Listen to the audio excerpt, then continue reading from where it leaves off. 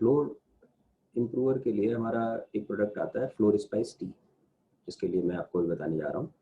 तो ये floor improver में और ब्रेड इम्प्रूवर में अंतर क्या है, ये कई बार कन्फ्यूज़न बन जाता है। जैसे कि अब ब्रेड इम्प्रूवर को कोई डो कंडीशनर बोलता है, कोई डो इम्प्रूवर बोलता है, कोई मैदा इम्प्रूवर बोलता है, ठीक है। तो ये बोलने के डिफरेंसेस हैं।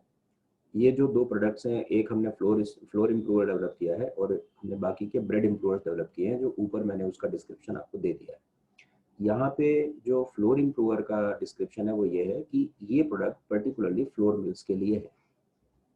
ये प्रोडक्ट पर्टिकुलरली फ्लोर मिल्स के लिए है। जो फ्लोर मिल्स मैदा बनाते हैं, जो ब्रेड में यूज़ होता है, बिस्किट में यूज़ होता है, आटा बनाते हैं, जो रोटी बनाने में यूज़ होता है, घरों में यूज़ होता है, हाउस होल्ड्स में। तो दोनों तरह के फ्लोर्स के लिए फ्लोर इम्प्रूवर ये है। आप इसको मैदे में भी यूज़ कर सकते हो, आप इसको आटे में भी यूज़ कर सकते हो। क्या इसके बेनिफिट्स हैं, किस तरह से ये हमारे लिए बेनिफिशियल है, वो मैं आपको बता देता हूँ। फ्लोर इम्प्रूवर इसमें दो तरह के रोल्स प्ले करता है। एक तो ये जो इसके थोड़े से येलोइश पिगमेंट्स होते हैं व्हीट फ्लोर में, उनको ये न्यूट्रलाइज करता है, तो व्हीट फ्लोर ज़्यादा वाइट नज़र आता है। आपका जो मैदा है, जो आटा है, उसमें वाइटनेस इंप्रूव हो जाती है, ठीक है। एक एक तो ये है। और दूसरा इसका जो रूल है वो ये है कि थोड़ा सा जो एमाइलोलिटिक एक्टिविटी होती है फ्लोर में, जो ब्रेड में इंपॉर्टेंट होती है, उसको ये थोड़ा सा इम्प्रूव कर देता है, कंडीशन कर देता है। तो उससे आपकी फ्लोर की जो क्वालिटी है वो ज़्यादा अच्छी हो जाती है। तो दो तरह से है, एक तो इसने वाइटनेस इंप्रूव कर दी और एक इसने फ्लोर की क्वालिटी सुटेबल कर दी ब्रेड मैन्युफैक्चरर्स के लिए, और चाहे बिस्किट मैन्युफैक्चरर्स के लिए, दोनों के लिए थोड़ी सुटेबिलिटी कर दी। क्योंकि उसमें क्या होता है कि जब एमाइलोलिटिक एक्टिविटी हमारी बैलेंस्ड होती है फ्लोर में, तो वो फ्लोर में ईस्ट का एक्शन अच्छा होता है, उस फ्लोर में रेजिंग क्वालिटी बेहतर हो जाती है। तो इस तरह से वो ब्रेड और बिस्किट्स के लिए सुटेबल बन जाता है, ठीक है। तो ये जो इसमें चीज़ है फ्लोर इम्प्रूवर में, ये हम केवल ये सजेस्ट करते हैं कि फ्लोर मिल वाले ही इसको यूज़ करें। कई बार क्या देखा गया, हमने देखा है, हमने लोगों से बात की, हमारे अपने प्रोडक्ट्स में ही लोग क्या करते हैं कि ब्रेड इम्प्रूवर जो हमने दिए हुए हैं उनको वो फ्लोर इम्प्रूवर में यूज़ करते हैं। ये एडवाइजेबल नहीं है। अगर ऐसा एडवाइजेबल होता तो हम अननेसेसरली नया प्रोडक्ट डेवलप नहीं करते। क्योंकि हमने अपने जो भी प्रोडक्ट्स डेवलप किए हैं वो नीड बेस पे डेवलप किए हैं, वो मार्केटिंग के लिए डेवलप नहीं किए हैं कि हमें मार्केट में चलो ये नहीं चल रहा है तो ये ले लो, ये नहीं चल रहा है तो ये ले लो, ऐसा टाइप का नहीं है। अगर आप देखेंगे तो हमारा हर प्रोडक्ट एक पर्टिकुलर प्रॉब्लम को एड्रेस करता हुआ नजर आपको आएगा। तो फ्लोर स्पाइस टी ही हम क्यों सजेस्ट करते हैं, जैसे कुछ लोग कहते हैं भाई हम ब्रेड स्पाइस एम इसमें डाल दें, मैं उसको सजेस्ट इसलिए नहीं करता क्योंकि उसके जो आफ्टर इफेक्ट्स हैं वो आप जान नहीं पाएंगे, लेकिन वो आपको नुकसान देंगे। ऐसा होता है कि जो ब्रेड इम्प्रूवर्स हैं उनमें, सभी ब्रेड इम्प्रूवर्स में अल्फा एमाइलेज की क्वांटिटी, सब्सटैंशियल क्वांटिटी डाली जाती है, जिससे कि वो जो गैस प्रोडक्शन है at the time of fermentation वो अच्छे से करे। ये जो ये अल्फा एमाइलेज जो है ना, इसकी एक एमाइलोलिटिक एक्टिविटी जो है अच्छी खासी होती है, और हम उसको ब्रेड के बनाने के समय उस एक्टिविटी की हमें रिक्वायरमेंट है, इसलिए हम वहाँ पर डालते हैं। अगर यही इम्प्रूवर आपने फ्लोर मिल में डाल दिया तो वो आपको दिक्कत ऐसे आपको समझ में नहीं आएगी, लेकिन उसकी जो कीपिंग क्वालिटी है आपके फ्लोर की वो कम हो जाएगी, आपकी जो शेल्फ लाइफ है फ्लोर की वो कम हो जाएगी, ये आप ख्याल रखिए। ये चीज़ आपको कोई नहीं बताएगा, क्योंकि उनको नंबर एक तो हमारे यहाँ क्या है कि बहुत ज़्यादा भेड़ चाल है। लोगों ने बस केवल कुछ चीज़ें जान ली हैं, समझ ली हैं, सेल्समैन आके बता जाता है कंपनी का कि भाई आप ये डाल लो तो इम्प्रूव बन जाएगा, ये डाल लो तो फ्लोर बन जाएगा, और वो उसको अपना माल बेचना होता है, उसको वो अपनी नॉलेज नहीं है और इनको भी कुछ नहीं पता है, तो वो कॉस्टिंग के बेसिस पे चीज़ें चलती रहती हैं। और इसी वजह से हमारा हमारा जो बिजनेस कम्युनिटी है वो क्वालिटी ओरिएंटेशन उसमें नहीं बन पाता है। नंबर एक तो क्वालिटी ओरिएंटेशन उनमें खुद नहीं होता है कई बार, और कई बार होता है तो वो बेचारे कब कर नहीं पाते हैं क्योंकि उनको राइट प्रोडक्ट नहीं मिल पाता है। मैं आपको बताऊं कि फ्लोर मिलर्स को एक बहुत बड़ी समस्या आजकल फेस कर रहे हैं वो लोग, कि उनके फ्लोर में घुन बहुत जल्दी लग जाता है।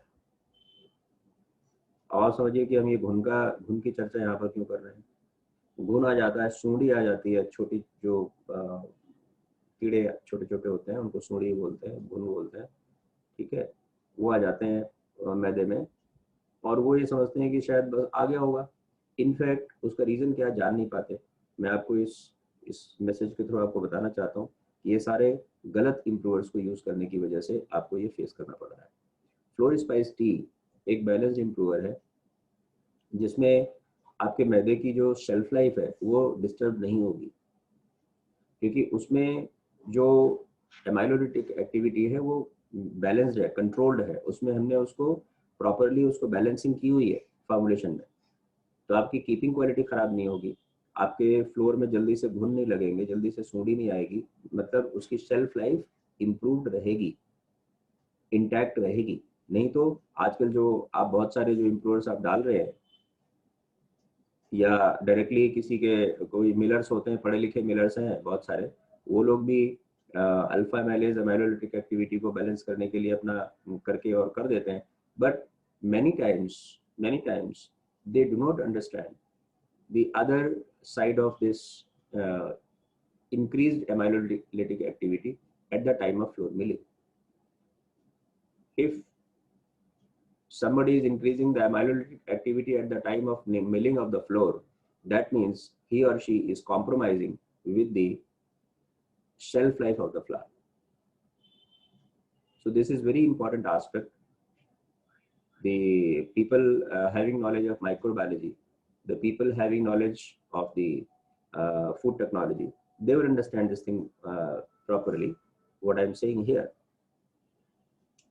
the layman cannot understand this thing. The marketing person cannot understand this thing. Some technical knowledge is required so that somebody can understand that what I'm saying. When the myelolytic activity is greater, क्या हो जाता है